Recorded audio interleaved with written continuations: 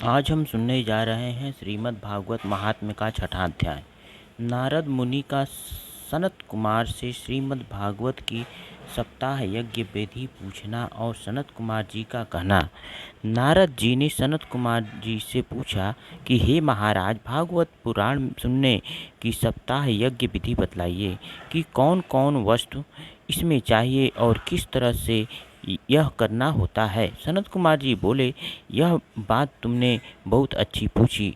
सुनो, इस सप्ताह पारायण को भादो व क्वार व कार्तिक व अगहन के महीने में सुनना बड़ा पुण्य है।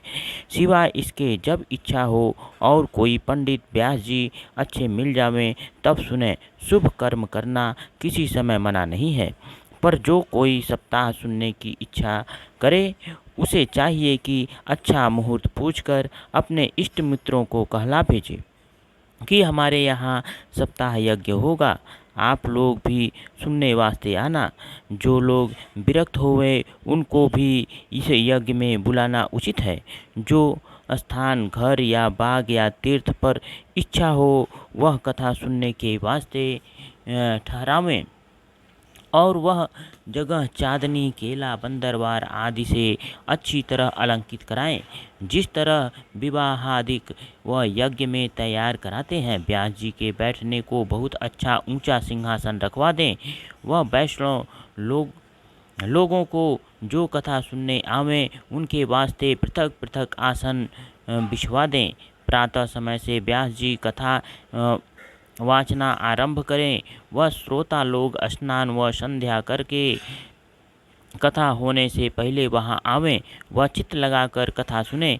पहले दिन मुख्य श्रोता कथा सुनने वाले को गणेश जी की पूजा करनी चाहिए, जिसमें सप्ताह यज्ञ के बीच में कोई विघ्न न उत्पन्न हो।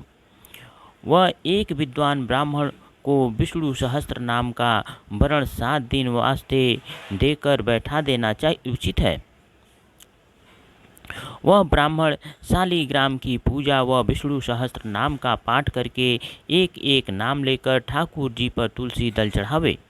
मुख्य श्रोता पहले दिन व्यास जी की व श्रीमद् भागवत पोथी की सच्चे मन से पूजा करके यथाशक्ति भेंट रखने के उपरांत हाथ जोड़कर कहे कि हे व्यास जी, आप साक्षात श्री कृष्ण महाराज व सुखदेव जी का रूप हैं।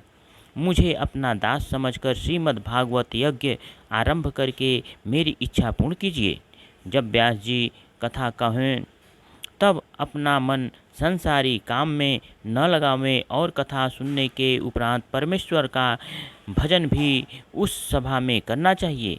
वह 4 घड़ी दिन रहे तक सप्ताह की कथा सुना करें। व्यास जी को भी उचित है कि जल्दी न करके अच्छी तरह समझाकर कहें, जिसमें सबकी समझ में आवे। दोपहर को 2 घड़ी के वास्ते सप्ताह कथा सुनना बंद करके कुछ दूध या फल सब्जी व श्रोता लोगों को खा लेना चाहिए। वह 7 दिन जब तक सप्ताह यज्ञ संपूर्ण न हुए तब तक श्रोता लोगों को एक बार संध्या समय भोजन करना चाहिए।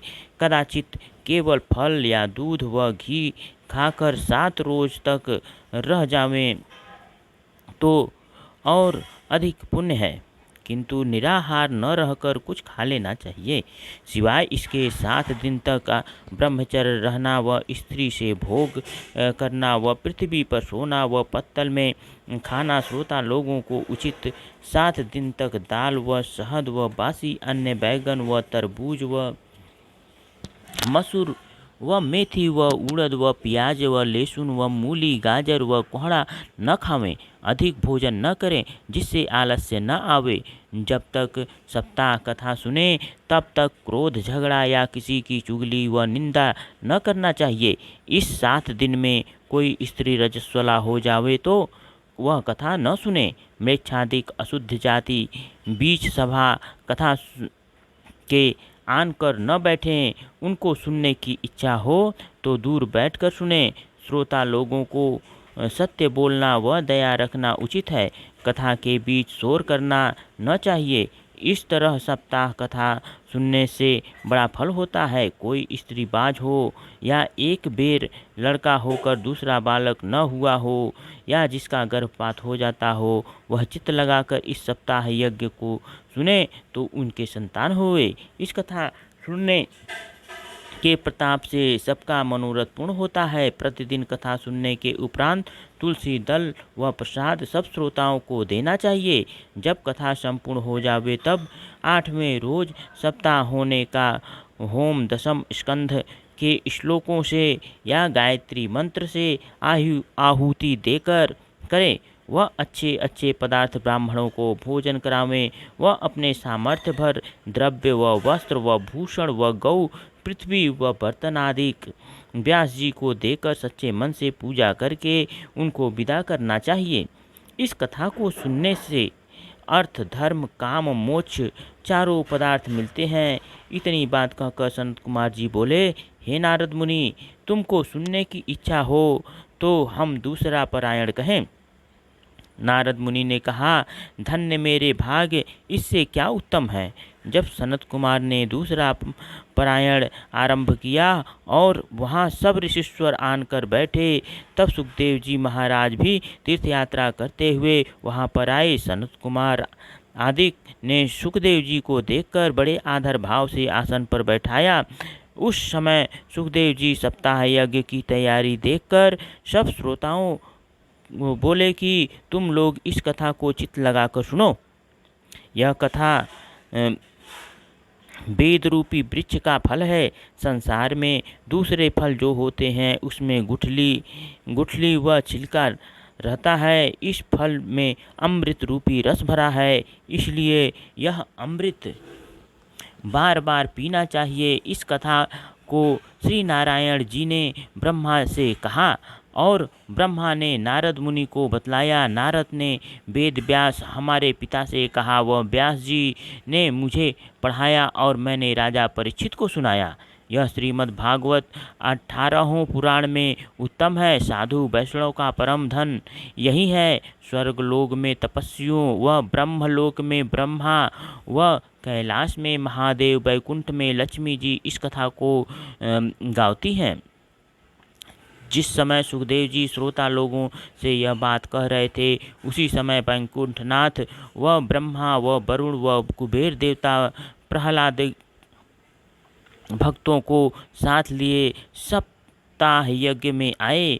उनको देखकर जितने लोग सभा में बैठे थे, सबों ने उठकर दंडवत व जय जयकार किया और नारद मुनि मारे हर्ष के नाचने और गाने और प्रहलाद जी करतल व ऊधव भक्त मंजीरा और राजा इंद्र मृदंग बजाने लगे। उस समय नारायण जी त्रिलोकीनाथ ने सब किसी को अपने प्रेम में लीन देखकर उनसे कहा कि जिसके मन में जो इच्छा हो सो वरदान मांगो। तब नारदादिक हाथ जोड़कर बोले कि आपके दर्शन हमको प्राप्त हुए, इससे अधिक कौन सी वस्तु चाहिए।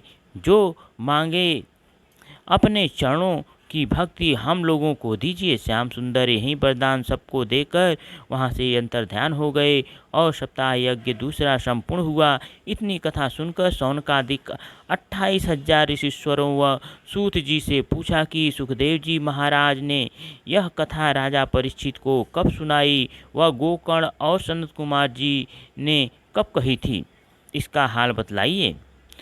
सूत पौराणिक ने कहा कि जब श्री कृष्ण महाराज द्वारिकापुरी से बैकुंठ को पधारे, उसके 300 वर्ष उपरांत भादो महीना नवमी के दिन सुखदेव जी महाराज ने यह कथा राजा परीक्षित को सुनाना आरंभ किया और 7 दिन में वह परायण संपूर्ण हुआ।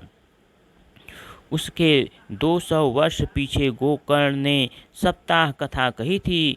उसके 306 वर्ष बीतने पर सनत कुमार जी ने नारद को सुनाया। हमने उसी कथा का वर्णन तुमसे किया है। यह अमृत रूपी कथा आदर व प्रेम से जो सुने व पढ़े उसको सब फल मिलते हैं। श्रीमद् भागवत महात्म्य संपूर्णम।